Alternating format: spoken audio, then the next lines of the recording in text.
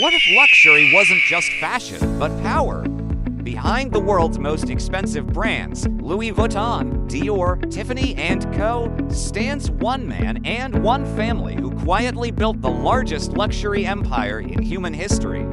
Today, Bernard Arnault and his family are worth over $220 billion, often ranking as the richest people on earth. But Bernard Arnault did not inherit fashion royalty. He didn't start with designer clothes or Paris runways.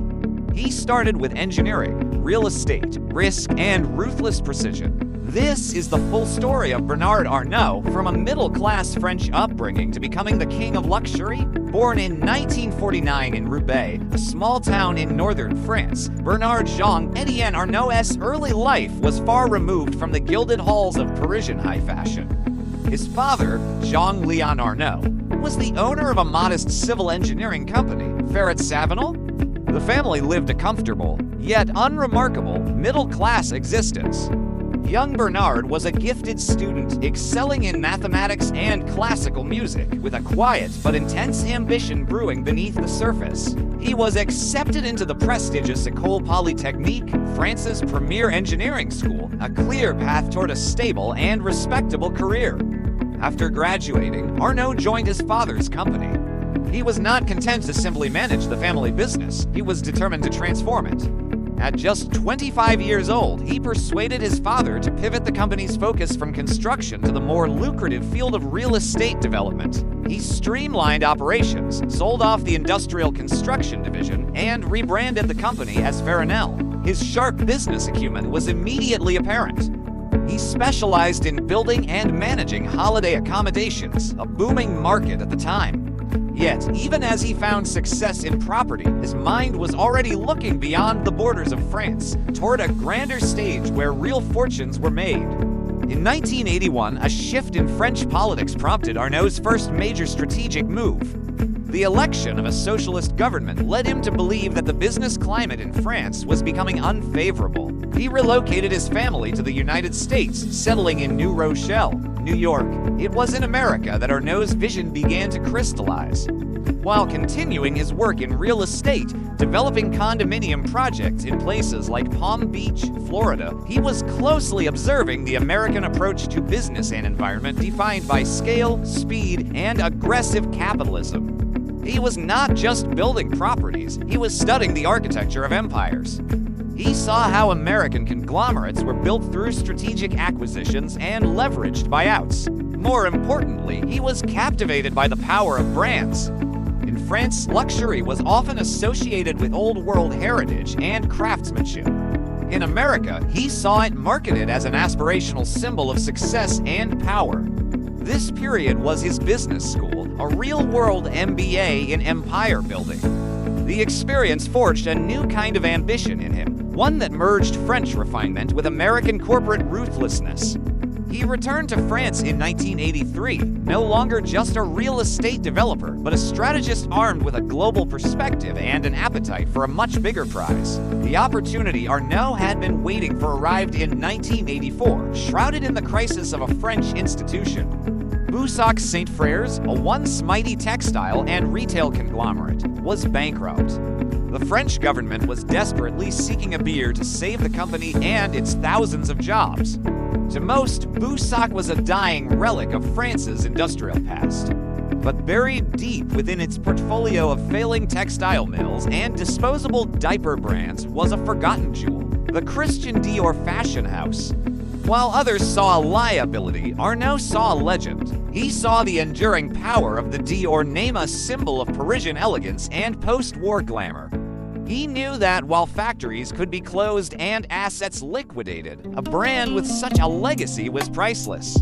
With a combination of his family's money and financing from Lazard Frères, Arnault put up $15 million of his own capital to take control of the entire Boussac group for a symbolic £1. It was an audacious gamble. Once in control, he moved with surgical precision. He systematically sold off most of the company's assets, retaining only Christian Dior and the department store Le Bon Marché. Within 2 years, he had streamlined the company, laid off 9,000 workers, and focused all his energy on reviving the core fashion brand. This move earned him the nickname the Terminator in the French press for his seemingly cold and calculated methods. But for Arnault, it wasn't personal, it was strategy. He had acquired his crown jewel, and now he would use it as the cornerstone for an empire. With a revitalized Christian Dior as his foundation, Arnault set his sights on an even greater prize. In the late 1980s, the newly formed luxury group LVMH, a merger between the fashion house Louis Vuitton and the spirits giant Moët Hennessy, was engulfed in a bitter internal power struggle. The heads of the two founding families, Henry Rackemeyer of Louis Vuitton and Elaine Chevalier of Moët Hennessy, were locked in a battle for control. Seeing an opportunity, Arnault was invited by Rackemeyer to invest in the company as an ally. Arnault agreed, but he had his own agenda. He began quietly accumulating shares in LVMH through various entities, forming a strategic alliance with the Guinness Group, a major shareholder in Moët Hennessy. Over several months, he played the warring factions against each other, steadily increasing his stake until he became the single largest shareholder. By 1989, in a series of brilliant and ruthless corporate maneuvers, he had ousted both founding families and seized total control of LVMH. The move was a masterclass in corporate warfare, cementing his reputation as a formidable predator. He didn't just join the world of luxury, he conquered it. The birth of LVMH under Arnault's command was not just a merger. It was the creation of a new paradigm, a multi-brand luxury conglomerate designed for global dominance. With LVMH firmly under his control, Bernard Arnault began executing his grand vision to build a global empire of desirable brands. His strategy was both simple and revolutionary. He would acquire heritage brands with deep histories and powerful identities, and then inject them with modern creativity and aggressive global marketing. He understood that luxury was an emotional product, driven by desire, not necessity. He believed in giving his creative directors immense freedom while maintaining strict financial discipline from the corporate center. This decentralized model allowed individual houses like Dior, Louis Vuitton, and later Fendi and Celine to flourish creatively, while the central LVMH machine powered their global expansion, retail operations, and supply chains. The acquisitions came swiftly. Throughout the 1990s and 2000s, LVMH grew at a breathtaking pace, absorbing a curated portfolio of the world's most prestigious names across 5 sectors: wine and spirits, fashion and leather goods, perfumes and cosmetics, watches and jewelry, and selective retailing. Brands like Givenchy, Kenzo, Guerlain, and Tag Heuer were brought into the fold. The monumental acquisition of the Italian jeweler Bulgari in 2011 and the American icon Tiffany & Co. in 2021 for nearly $16 billion showcased his relentless ambition. Arnault was not just collecting brands, he was curating a culture of excellence and ensuring that LVMH owned a piece of every aspect of the high-end consumerist life, from their champagne to their watch, from their handbag to their hotel stay. Bernard Arnault's empire is not just a business, it is a dynasty. He has meticulously groomed his 5 children, Delphine, Antoine, Alexander, Frederick, and Jean, for leadership roles within the LVMH group. Each child has been entrusted with significant responsibilities, proving their capabilities at the highest levels of the organization. Delphine, the eldest, serves as the CEO of Christian Dior Couture. Antoine is the head of communication and image for LVMH and CEO of the holding company that controls the family estate. Alexander leads product and communications at Tiffany & Co. Frederick is the CEO of Tag Heuer, and Jean, the youngest, is the marketing and development director for Louis Vuitton's watches division. This is not simple nepotism, it is a calculated, long-term strategy for succession. The Arnault children have been raised within the culture of the empire, educated at the best schools, and tested in real-world business environments. Their integration into the company ensures that the family's vision, values, and control will extend for generations to come. Arnault is not just building a company. He is forging a modern monarchy where the line of succession is determined by merit and dedication to the family's collective enterprise. The Arnault family operates as a cohesive unit, a powerful force ensuring that the empire remains under their command long after its founder has stepped aside. By the 2020s, the sheer scale of Bernard Arnault's success became undeniable. As the global demand for luxury goods soared, the value of LVMH skyrocketed. In 2023, LVMH became the first European company to surpass a $500 billion market valuation.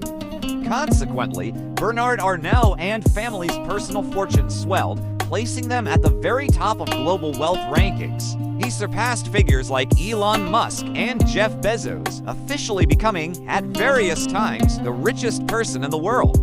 This achievement was the culmination of 4 decades of strategic risk-taking, relentless discipline, and an unwavering focus on long-term value.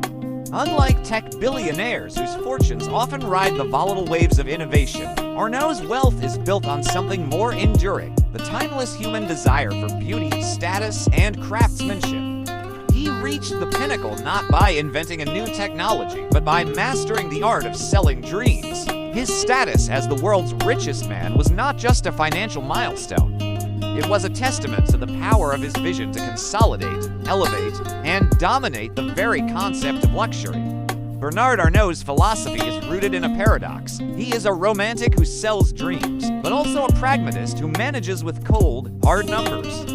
He often speaks of the importance of desirability and creating a star brand, yet he is known for his obsessive attention to financial metrics and operational efficiency. He believes that true luxury is timeless, and his goal is to build brands that will be just as coveted in 100 years as they are today. This long-term perspective is the foundation of his legacy. He is not just a CEO. He is a custodian of heritage, a patron of the arts, and an architect of culture. Through initiatives like the Fondation Louis Vuitton in Paris, he has cemented his family's role as major contributors to the cultural landscape. His legacy will not simply be the financial value of LVMH, but the enduring power of the brands he nurtured and the dynasty he created. He has proven that a business empire can be built on art, and that the most valuable asset of all is a timeless story. From construction sites to champagne empires, from engineering equations to runway dominance, Bernard Arnault didn't chase luxury, he owned it. And as long as people crave status, beauty, and excellence, the Arnault family's empire may never stop growing. Luxavision, luxury explained. Subscribe to Luxavision for more stories of power, wealth, and legacy. Like, share, and stay ahead.